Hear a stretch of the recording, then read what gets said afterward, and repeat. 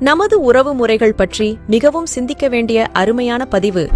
அண்ணன், தம்பி, அக்கா, தங்கை, சின்ன அண்ணன், பெரிய அண்ணன், சின்ன அக்கா, பெரிய அக்கா, சித்தப்பா, பெரியப்பா, அத்தை, மாமா, மச்சான், மச்சினி, அண்ணி, கொழுந்தனார், நாத்தனார், தாய்மாமன், சித்தப்பா பையன், சித்தப்பா பொண்ணு, பெரியப்பா பையன், பெரியப்பா பொண்ணு, அத்தை பையன், அத்தை பொண்ணு, மாமன் பொண்ணு, மாமன் பையன்.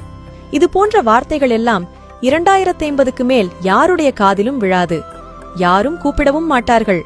அகராதியிலிருந்து கூட கொஞ்சம் கொஞ்சமாக அழிந்துவிடும். காரணம், ஒன்னே ஒண்ணு, கண்ணே கண்ணு என்று ஒரே ஒரு குழந்தை மட்டும் போதும் என்று முடிவெடுக்க ஆரம்பித்ததுதான். அப்படி இருக்கும்போது இந்த உறவுகளெல்லாம் எப்படி வரும்? பெண்கள் வயதுக்கு வந்ததும் சீர்வரிசை செய்யவோ, பந்தல் போடவோ, முதல் புடவை எடுத்துத் தரவோ எந்த தாய்மாமனும் இருக்கப் போவது இல்லை.